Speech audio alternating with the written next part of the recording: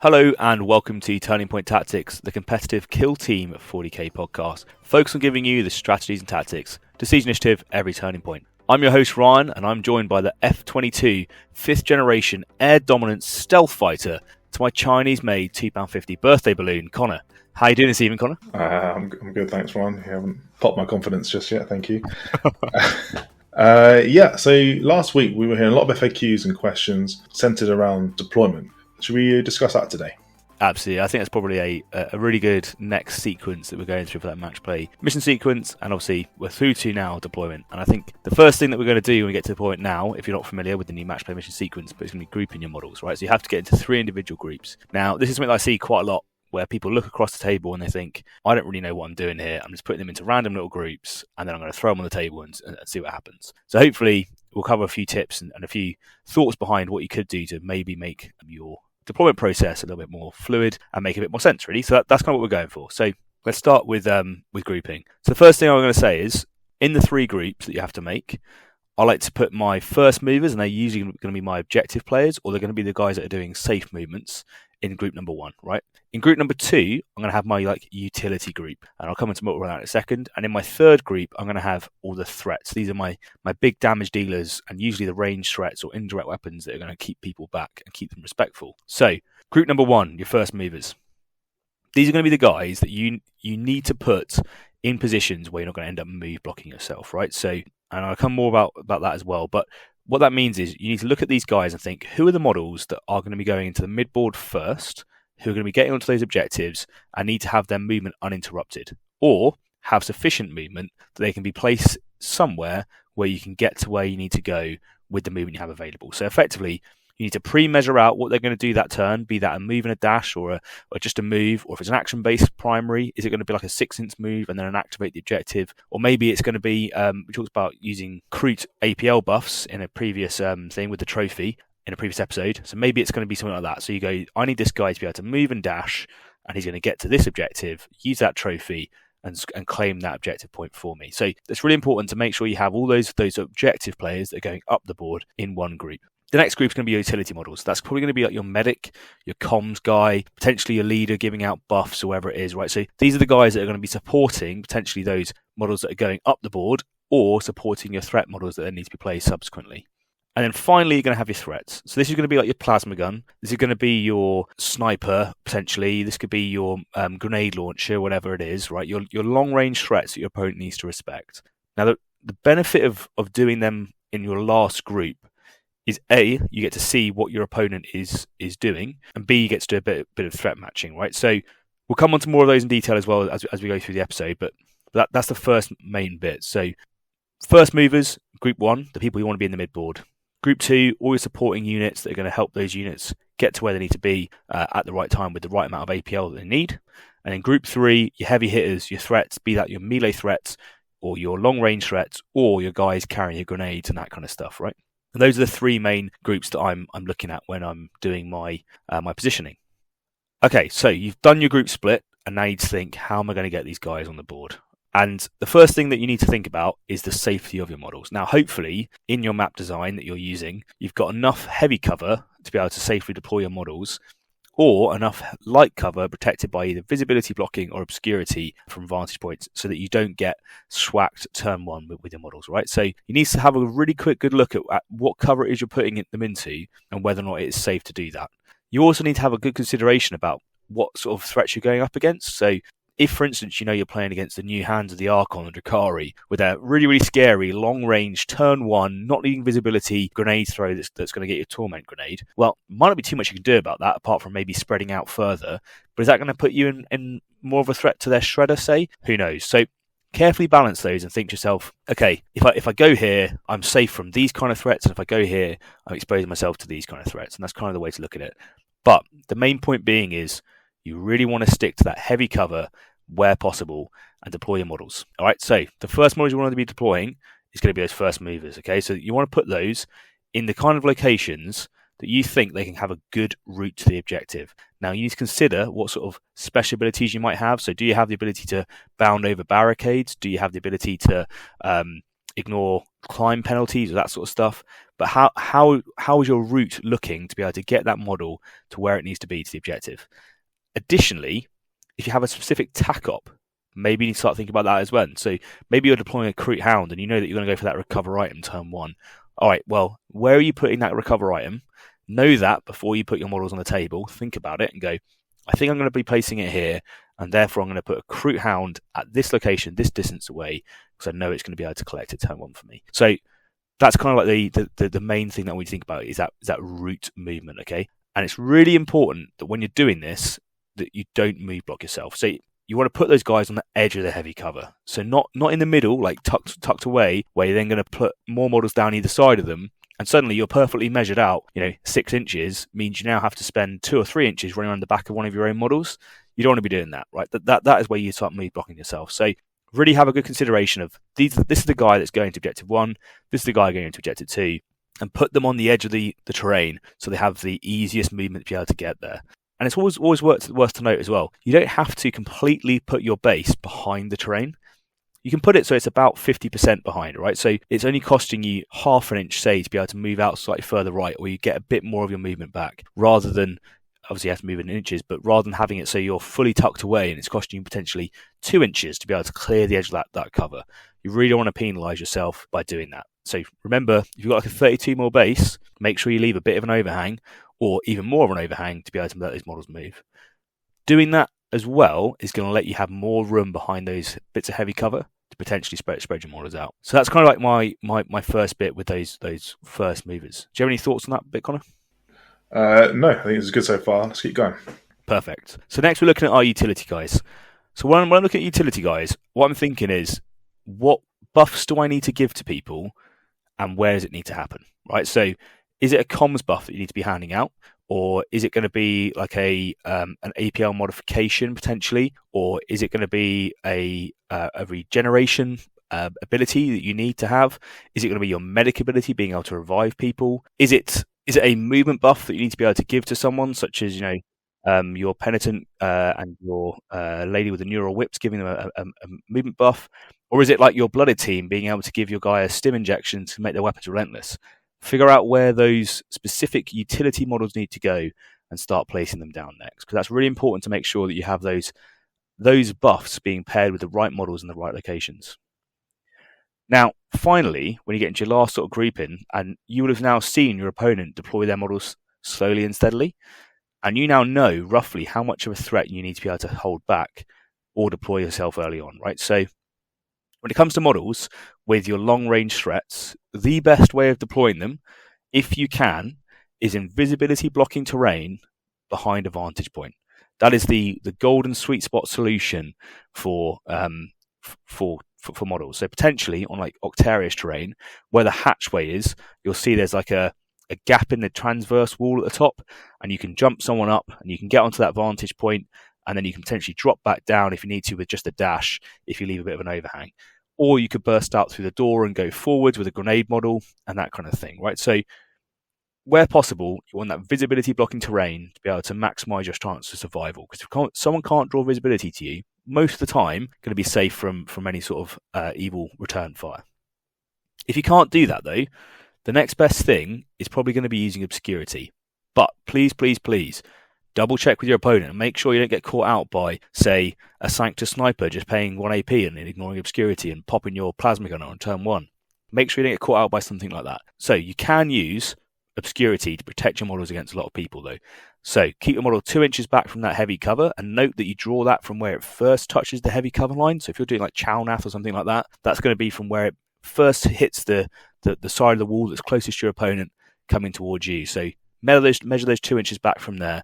Make sure your guy is safe from all those angles, and you can place them safely at the back. And that could be your next way of having a threat.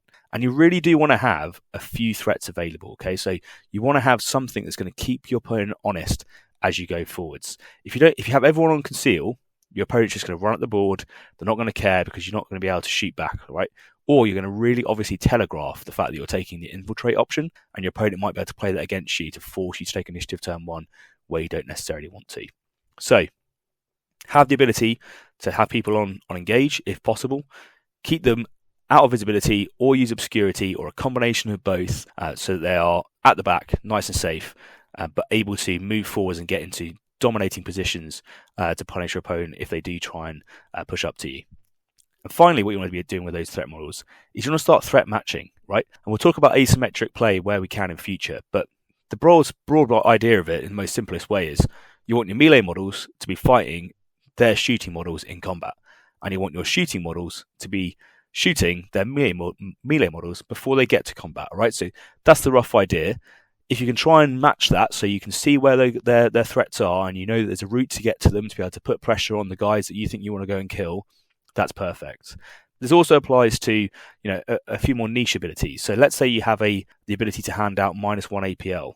Well, you might want to threat match that with a model that you know is only 2 APL but is quite scary. So let's say a Nightmare Hulk, for instance. So you want to make sure that your -1 APL model is able to see that Nightmare Hulk and apply that pressure. So match those threats, and you want to make sure that wherever you can, you're doing that throughout. Okay. The next step I want to sort of talk about is a bit more niche, but potentially quite important, and it's area denial or screening for forward deployment. Some teams will have the ability to forward deploy, your own team, and other teams will have the ability to forward deploy as well. Now, it might be that, well, almost all of the forward deploys that currently exist can't be within 6 inches of your own deployment zone. However, they're also usually a caveat of they can't be within range of models, and a certain range of models as well. So what you can do with this is, let's say you're playing as commandos, and you want to make sure that your opponent who is playing Pathfinders can't put their drone in a certain location, or vice versa. You're playing Pathfinders and you want to make sure that they can't put their command knob in a certain location. Well, if you deploy your drone first and you put it in the area of heavy cover that you think that they're going to go into, suddenly you've zoned out that area, and now they're going to have to take a slightly less favourable deployment area for their commando knob. And boom, straight away you force them to be playing further away from you. Maybe they're not in that dynamite threat range anymore, or maybe they're now in a less advantageous situation. So that's immediately something you can do that's going to help you guys out straight away. Finally, I would say that some teams have the ability to do a little bit of baiting or have redeployment options. Okay, so when you're doing that threat matchup, make sure you're aware of what your opponent can do, right? So don't just immediately see that they put their sniper on engage when they're playing Phobos and think to yourself, that's the person that I'm going to, commit to trying to kill. And you get yourself in an angle where you think that's definitely going to be the one. I'm here, I'm ready to do it, just to be caught out by a 1 CP, and they move away, and suddenly you're not be able to get that shot. Do you have any thoughts on that, Connor? Yeah, so I just want to expand on some stuff really. So what I'm hearing is quite like a nice set of generic principles for deploying in Killteam. Does it change at all, or is there any sort of differences when you're playing with an elite team versus, say, a Horde team? So really, the key principles are all the same, but probably the amount of models you have are going to differ. So when it comes to how many threats you have, probably keeping one elite threat is fine, whereas I would say if you have a Horde team, you probably want 1 or 2, maybe even 3 if you can. And note that silent weapons are a valid threat, okay? So when you look at a Pathfinder player and he has 2 iron rifles hidden on engage but out of visibility, and then 2 silent weapons as well, that's 4 credible threats your opponent has to look at. And then if they have the switch order, that's 5, right? So the number of models you have is obviously changing, but the philosophy should be exactly the same. But the other thing you have to consider, though, is you're not going to have quite as much activation advantage as your opponent. So you are going to have to potentially move models up into that mid-board and accept that you're going to have poor threat matching when your opponent can then move between them and do a better job of getting the threat matching that they want. But that's just the life of Elite, unfortunately. So you said threat matching again there, and I quite like it. So one of the things I think of when I'm playing elites versus, well, I'm playing legionary versus, say, your breachers, something like that, I'll almost split the table up into lanes. I'll have like 3 lanes and go, you 2 here, you 2 here, you 2 here. And I'll deliberately balance out my blast just to make it really hard for you to try and defend against where any blast can be coming from. So I've got the frag grenade, I've got the sorcerer, I've got the missile launcher, and there's just angles everywhere. And your Horde team is going to really struggle to find a safe place. That's such a good point. And I'm going to just hammer on that again, because I think it's awesome. It's something you did to me really, really effectively when we were playing Into the Dark with Legionary, and it was one of the things we were experimenting with what we're going to do and how we're going to make teams work in this sort of new world. And there was like 3 main attack lanes, and what you did is you put your missile launcher in one of them, you put your sorcerer in another one, and you put the guy with the frag grenade in the other one. And then suddenly, in each of those attack lanes, I have to constantly think about that threat of that blast, and I can't just ignore it or clump my models together, because wherever it is, it's going to be a problem. And that also helps the threat saturate on the next turn. So let's say you move those 3 threats up the board, ready to then spring into action and attack someone. Well, I have to now try and mitigate against all 3 of those, and there's no way I can kill 3 models before you're going to activate. So you're going to get one of them go off and potentially be really devastating with what they do. So that's a really good point, and it doesn't just apply to blast state. It applies to your AP weapons if you have multiple, and it applies to your combat operatives if you have multiple ones of them. You really want to make sure that you're spreading those capabilities out across the board. Now, that being said, obviously, all rules are there to be broken, right? So let's say that you see all the shooting models in an enemy team is in one location, and you think, if I can get some melee guys in amongst that, I'm going to do a really good job and disrupt their plan because you found a certain way it's going to work, then sure, do that. But what I would say is, just be aware that if all their shooting guys are in one location, where's all their melee guys? Is it worthwhile having someone there on the other side of the board that can countercharge or keep them respectful, where they're not going to be able to just run their melee guys up? You don't want to make it too asymmetric, where suddenly they're now getting what they want on their side of the board as well. So think about that. Think about how you're going to try and do it, and make sure that you have that threat matching. It's really, really important. And there's like one last point that I'm going to just draw out, because it's something that you mentioned in a previous episode when we were talking about how we learned learning with Pathfinders, and I think it's really important to be able to learn about this with Pathfinders as well. But it applies to a few other teams as well, right? So if you're thinking you're going to potentially use a scouting phase dash, or you think that you're going to use a form of pre-game movement, and loads of teams have that now. They have the recon sweep, they have the shh with commandos, you have the into the breach, blah blah blah. There's loads of them, right? Pre-game movement, whatever you want to call it. If you think you're going to use some of that, then when you're deploying, think about where you want models to be, not where they are right now. So we talked about it when we talked about board selection, and we talked about it when we're talking about where barricades are going to go and all that sort of stuff. But you need to stop looking just at your deployment zone, start bringing that field of view up and look at that midboard. Where do you need to get to? What's within 3 inches? So when I try and design maps, I try and make sure that there is some sort of good terrain that's within 3 inches for you to be able to make advantage of one of those abilities. So if you're going to do plunderers, well, where are you going to move to? Where's the heavy cover? Maybe you need to put a barricade there, and you need to get into a position where you can threaten people better by doing that. Maybe that helps you solve your move blocking problem with a big team. I can spread my team out, I can get to these different areas, and suddenly my objective guys are now 3 inches further ahead. That's solved my APL problem, and I can push that APL onto my threats now, and then they can be shooting people instead. So I think that's a really important thing to think about, is think about where you're going to be, not where you are right now, right? So if you know you'll be moving forwards, put the barricades forwards. Put the models in the open so they're within a dash range of cover or heavy cover, wherever it's going to be. And that's kind of my main points on deployment tips, Connor.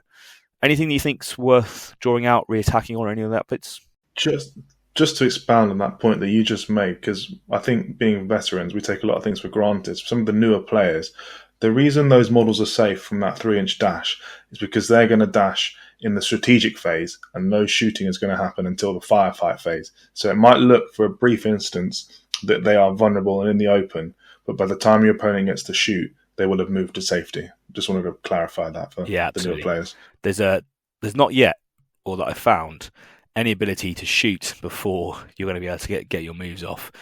Maybe that will come in future, but hopefully not. But you should be able to. Don't give any ideas. Let's not give them any big ideas to make my life any harder. But yeah, so you can do that where you know they're going to be safe by the time your opponent gets their first activation, and I think that's a really important thing to look at. There's a few other things that we sort of just touched on, but I'll just echo it again to make sure that people have captured it all. Use visibility blocking where possible for your support weapons. If you can't, use obscurity. If you're using obscurity and you think your model's at risk, make sure you stick your medic nearby if you can, or some other methods so that they're not going to die too easily, and make sure you don't move block yourself. Those are sort of the main points going forward from there. Okay, Connor, if someone's listening to this and they're thinking, Ryan, Connor, you're doing a great job. You're putting out some really useful tips. I really want to support you. Is there any way that they could potentially go about doing that? Yeah, so the simplest way for anyone to do that is just to hit that like button and press subscribe to get access to our content. If we can get to 1,000 subscribers, then that'll really help us get the message out there and join people. So share what you can. Also, drop us a comment and let us know what you're enjoying, what you're not, or just talk to us about Killteam in the comment section. But if you really enjoy what you're listening to, then you could subscribe to Patreon for as little as £3 or $3, which would buy us a coffee, but it would get you early access to all our videos, as well as some exclusive Patreon-only content for you. And really, that's one of those things where it's like that gives us immediate support right now, which is really awesome. And for all the patrons that are already doing that, we cannot say thank you enough. It means the world to us. And the point on the 1,000 subscribers, just so people can understand that's the point in which YouTube will begin to monetize our channel. So that's where, by you just listening, you give us extra. You're giving us support, and you're helping us fund the podcast, upgrade our kit, and hopefully give you a better product over time just by listening. But to do that, we need to get those subscribers and get to 1,000 before YouTube will entertain it. So if you could, that'd be much appreciated. And thank you once again to all the people that are already supporting. Okay, I think it's probably a good time then, Connor, to roll into our tactical tip, because it is a Tuesday, and it is Tactical Tuesday, as always, and it'd be good to hear one of those. Do you have a tactical tip that we might want to talk about? Yeah, so we've been saying it for quite a long time now, and it ties in quite nicely with what you were saying earlier, actually. So our tactical tip of the day is activate your threat models last. So it's important to be able to keep your opponent honest and respect what you could do, not necessarily what you have done, but what you might do. So once you've rolled the dice and done something, your opponent, and you say you've whiffed, then your opponent can do whatever they want and go and capture the objective, move, reposition, get some aggressive angles on you. But if you might be able to move up with your melter gun, say, or get your grenade launcher out there, they have to at least acknowledge that there's a possibility and that it might go quite well. You might roll quite hot and do some damage. So activate the threat models last. Absolutely. And I think we're going to build this on a little bit more, but like the main point there is that the potential of the shot or the potential of the grenade, whatever it is, can be often a lot more scary than the grenade itself. We've all done it, right? We've run a plasma gunner out and rolled 4 2s and then awkwardly dashed them back to cover, having achieved nothing. Or we've thrown a crack grenade and done 0 damage, whatever it is, right? But we've also seen the flip side of that, right? You've seen the silent medic sniper that's rolled 4 6s and done immediately 12 mortal wounds and taken down an intercessor sergeant without so much as a blink. So your opponent has to respect that you might roll hot or average. The option's there, and it's going to make them have to think much, much more about their plays, and it's going to make them respect those threat ranges. So when we talk about activate your most dangerous weapons last, we're talking about indirect weapons, we're talking about high AP weapons, we're talking about blast weapons and that sort of stuff. So really, they're all going to be in your third group, but also it could be potentially melee blocking models. One thing I only just noticed it now, actually. So to recap, you described the deployment phase as 1, you're doing your first movers, 2nd, you're putting your utility models down, 3rd, you're putting your threat models down. Is that the same way you're approaching your turns? Are you activating the movers first, then the utility, and then the threat models? Is that fair to say, or is there something else going on? No, that's pretty much exactly it, right? So when I'm planning my turnout, I'm usually thinking I want to do the safe moves first. There is an exception when it comes to loot or something like that, and we're playing more aggressive, but we'll come to that an exception in a second. But yes, I want to have my safe moves that are moving out onto objectives that are going to not be shot at or anything like that. They're going to go first. I'm going to have my utility moves moving around, and then I might do my comms buff towards the end, and then I'm going to do my threats. Now, I'll usually like to sequence it where if I know, let's say I have a significant activation advantage over my opponent. So my opponent's sat there and they're playing Intercession and I'm playing Silence, right? So I let them do their first 6 moves. And it might be that my first 6 moves are just moving up onto objectives and moving up my close range guys into positions where they can just chill out and do nothing. And then my last moves are going to be maybe melter gunner, my plasma gunner, my comms, and my sniper, say, right? So maybe that's all I've got left. Now, if my opponent has given me some shots or the potential to do some shots, well, I'm going to take that, right? I'm going to move guys into a position where they can shoot, do damage, and reliably, hopefully, remove some of those elite models from the table. But let's say they haven't. Let's say they're all on conceal. They're too far back. You're playing quite a cautious player. Well, by keeping that comms model till the end, I can now go, okay, I'm not going to get any shots turn one. So what I'll do is I'll pass my gunners, and I'll hand out those 2 comms buffs, and I'll give it to my plasma gun and my melter gun, and I'll put them in positions where I think they're going to be really useful to strike next turn. And at the start of turning point 2, those guys are already comms buffed and they're ready to go. So I can then potentially activate my next comms guy and give it to my crack grenade dude and my grenade launcher or whoever else. And then suddenly I now have an entire turn where I've got 4 people with 3 APL to really apply the pressure against that elite team. So yes, sort of to summarise your point, 100%, when I'm doing my turn, I'm thinking, firstly, I'm going to use my easy objective scoring models that are going to play close to my deployment zone potentially in safe locations and safe moves. Maybe it's just guys that are just, popping an objective and passing, something like that. Then I'm going to do my utility models, but probably not my comms. Or if I do my comms, he's going to be the last of my utility model, right? Because the longer you keep that APL buff, again, it keeps people guessing, right? He's a real threat problem. Maybe you're going to give it to the guy with the grenade and he's going to move, dash, and throw it. Or maybe you're going to give it to your plasma gunner and he's going to move out, shoot someone, and dash back to cover. That kind of thing. So I'm keeping that right the way until the end. And then if I need to, I'm going to spring it on that turn, or I'm going to pop it for the next turn. And that's kind of the way I do it. And then finally, my threat models might be a melee guy, might be a shooter, whoever it is, some sort of way of keeping my opponent guessing. But generically in turn 1, it's rare to see an opponent get that close to you that you can be charging them off for your deployment zone. But if there is that case and you're playing against a really aggressive player with a movement, maybe that's something to look at as well. What's quite cool about utility models is that they can actually buy you more threats. So we obviously discussed comms and that extra 3 inches they can get you to maybe get a new angle or a new shot off. But also I'm thinking your Auspex guy, he can suddenly create an unobscured shot out of nowhere.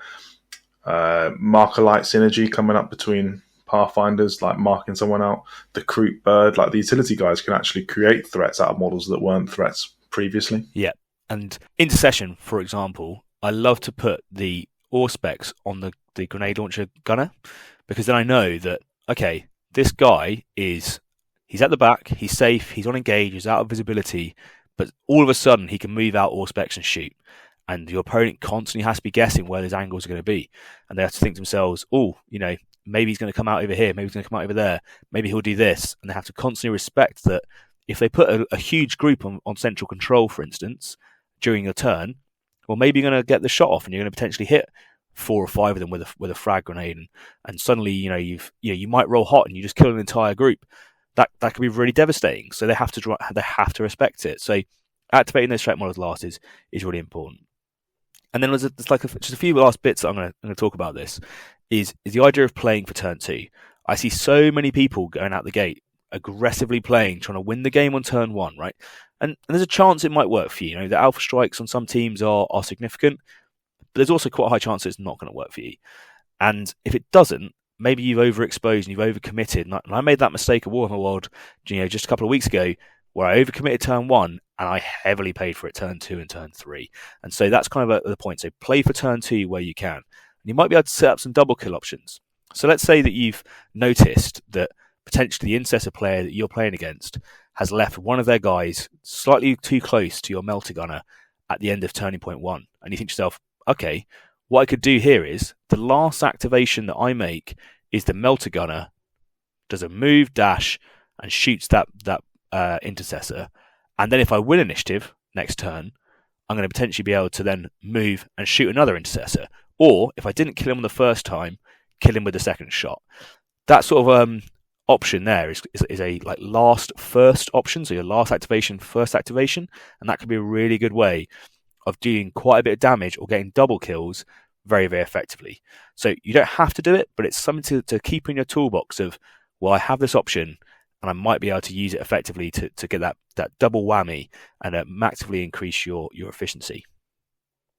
Cool. I think that was a pretty helpful tip, Connor, and hopefully the guys will get something out of that. Obviously, we'll go into now our standard part of the week where we're going to talk about some meta watch discussion.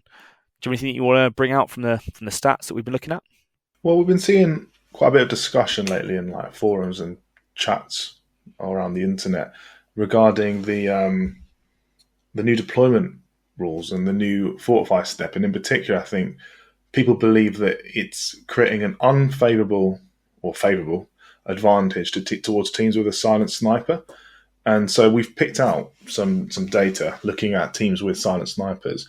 And let's have a look. So we've got Pathfinders coming in at 46% win rate, Vet Guard with a 51% win rate, Kazakin 42, Commandos 42, and Farstalker Kimbad 38%. What's your take on these thoughts going out, Ryan? Yeah, it's a really interesting conversation to be had, I think, because in one of our main WhatsApp groups, the London WhatsApp group, we're having a chat about it today. And obviously the generic feel when you speak to most people is that potentially the scouting step was a bad change, right? Because they find it oppressive or hard to deal with, and they're not too sure what they can do to get that sniper out of that cover and that position, and that they're struggling to solve that problem. And then potentially it leads to what they feel as like a negative play experience, of having less fun because of it. But what's really interesting is that if that was the case and it was becoming really dominant and it was helping people win games, you'd expect to see potentially more people winning with those teams. But we haven't actually seen that. You know, we've seen those teams, if anything, come down in win rate, and are now sort of like at the bottom of the pile rather than at the top, which is really odd because, you know, as you said, people are thinking it's different. Now, I think there's a whole bunch of reasons behind why this could be. There's a few other points I want to bring on it as well. So, firstly, the teams that people describe as the boogeymen of the silent sniper meta, who can sit on these high buildings in this barricade area and dominate the map. People usually talk about Vet Guard and they talk about Pathfinders, and that's pretty much the teams that people talk about. You know, teams like Corsairs don't usually come up. Teams like your Kentucky Fried Chicken Kin Band, they don't usually come up, right? Kazakin, that sort of thing. Like, everyone goes, "Oh, those teams are fine." Like that, it's not a problem with those teams, but it is a problem with this Pathfinder and the Vet Guard. But those two teams are the teams that actually don't need it, right? So, which sounds really odd because everyone thinks, yeah, but you can go there and you can do it. So you're obviously going to make the most use of it. And it's like, well, the spotter can get someone out of heavy cover, and they don't even need a vantage point. So, like, putting them on a vantage point, all it does is potentially give them a better field of view, but it doesn't help them do their job. So they can still sit the spotter in heavy cover, in low ground, and they are just as hard to be able to eke out as they would be up on a vantage point. The only slight difference is they're slightly harder to charge or get into melee with. But that's about it, really. So that's still a possibility. So they get around it with their spotter, and they can do that, and their plasma gunner or their sniper can swing out and get a shot where you thought a model was safe. Pathfinders, they're going to supply loads of marker lights, and they can do exactly the same thing. So if they get you to 5 marker lights, suddenly they're eking you out of light cover, and there's nothing you can do. Now, I guess there's an element of they're a bit more efficient because now they only need to get to, say, 4 marker lights to be able to get that sweet spot of ignoring obscurity whilst also ignoring your light cover. But generically, they're gonna do that with 5 marker lights just as easy as they can with 4 if they really needed to. So against the models that they really care about killing, it's just one more extra marker light investment for them. So it's interesting to see that their win rates aren't quite as high as you thought they would be. But yet, obviously, everyone thought they would be really, really dominant. Now, there's a few reasons why I think this might be, and it's worth sort of acknowledging where the game has been and where it's going, right? So for a long part of the game, when we were all talking about open board and we were talking about how snipers affect the play in the meta, etc., well, we weren't talking about ITD. And in ITD, this isn't a factor. And arguably, Pathfinder is a bit weaker in ITD. So we've maybe seen people with the rise of more into the dark tournaments stepping away from those the Pathfinder team and the Vet Guard team because of a perception that they're not quite as good, and therefore their win rates are going down because when they are being played in those environments, maybe they're not quite as strong, and therefore we're seeing a slightly lower win rate than we'd expect. But again, I personally haven't yet seen a unsolvable problem when it comes to the sniper on the Vantage. So, and I know that you can be really gamey with it. You can put a barricade in exactly the right position so that you can't charge someone, and there isn't enough space for a base to be able to get in, and you can't position someone within 1 inch and all that sort of stuff. I know that you can do that, and I get it. But the point being is that I think it's quite a big investment, right? So we've got to a point of balance now where people are taking Fortify. And I think people are sort of like overlooking that as part of the game, right? The scouting step was pretty stale before. Like most competitive players, if you're honest with yourself, you're always taking infiltrate unless you really needed to force your opponent to have initiative. And then you were just taking the barricade for the hell of it, and you weren't doing it for the benefits that barricade is going to give you, for instance. And same with dash, right? So everyone was doing these things just because they felt like they should for whatever reason, rather than getting real benefit out of that scouting step. Whereas now, every time I approach a table, I look at it and think to myself, "Oh, I could maybe have a barricade there. That'd be really useful in that vantage point." But I do want to have that infiltrate option available to me. But actually, dashing over here could be quite useful as well. And then it's giving me a bit of choice. And then I know that if I'm looking across the table and thinking, I think my opponent is definitely going to take the fortify step, well, I can just take dash and I can make use of it here, and I can force them to have initiative, and I can play around that sniper position. So I think it's interesting to see that our perception initially can be quite different to what we're seeing in the stats. Now, I appreciate lots of caveats to this. It's a very small data pool. We don't necessarily know the contract of the players that are playing them, but if they were OP broken and all the competitive players thought that it was a completely unsolvable problem, well, then I'd expect them to be playing them, and I'd expect them to see more people playing them, and them to have a better win rate. So it's an interesting one. Do you have any thoughts contrary to that, Connor?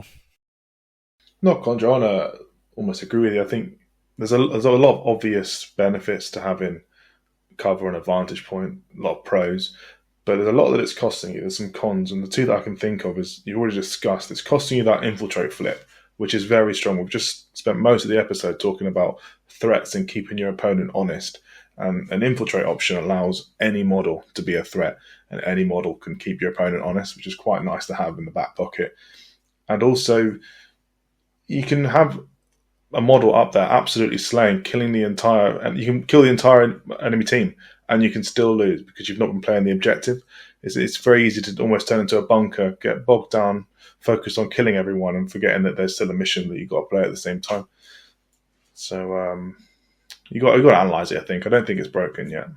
Yeah, and it's an interesting one. So there's a really good Vet Guard player that I was talking to in the chat, and I was asking him his opinion on the security archetype, and how he felt scoring that was. And as far as he's concerned, that Vet Guard post new mission and new tac ops, it's a straight nerf to what they're able to do and what they can do, right? So now they need to have more board control. They need to play more aggressively. They need to move up threat. The fact that there's 6 objectives means a faction tac up, the stand fast, requires more models and more investment to be able to max out. So actually scoring points is harder, and holding more models back on barricades is denying you models for the midfield. And so maybe this in a way it's one of those like semi-balancing things where sure, Vet Guard have been given one thing with one hand. Oh yeah, you can get a sniper up to there and you can dash a guy up to there if you want to. But on the other hand, you've also lost on the mission scoring front. So you're more offensive, but you're less mission play. And I think that's a good balance to be had, right? So it's like you don't get everything all the time, and you have to kind of like evaluate as the meta shifts. And what we've seen, and it's interesting, is that the teams that are at the top of the meta right now, teams like Galapox, are they abusing this new change? I don't think they are. So why are they doing so well? Why are Harlequins doing so well? Like, are they abusing it as well, or I don't know. Like, but it's hard to see where people are sort of like getting there, or how we're combining that like massively oppressive, what feels bad, into what we're seeing in the win rates and seeing in the tournament placements and that sort of stuff. Because I tell you what, top of the table for win rates, or sorry, for tournament placings, is still Intercession and Legionary, right? So they're still the most played, they're still winning the most tournaments, but they're not abusing this at all. So Why is it that it's causing such a dilemma? I'm not too sure.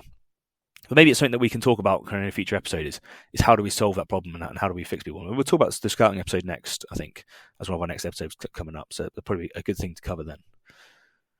I think we've also given our 2 cents. We'd love to hear your 2 cents. Come let us know in the comment section. Tell us what have we overlooked, what have we missed, or do you agree with us? Drop us a comment to let us know.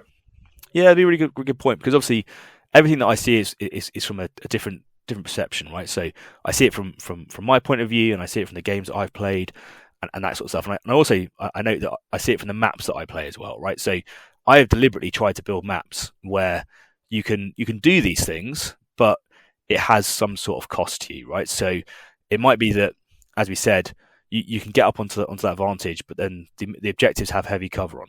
So if you want to get both your sniper and your spotter onto the vantage to then use your heavy cover to be able, to eke them out and all that sort of stuff, well, it's going to cost you at least a turn to achieve that, and it's going to make it harder for you to do. So that's what my perception is. But maybe you have a completely different perception, and maybe you can shed some light as to what's happening in your local meta, how you're adapting to it, what you've seen, all that sort of stuff as well, because I think that'd be really interesting. My sort of closing points on this is I think it's really quick or easy for us to say, let's just remove something because we don't like the way it plays, and therefore we don't want it to be in the game or whatever.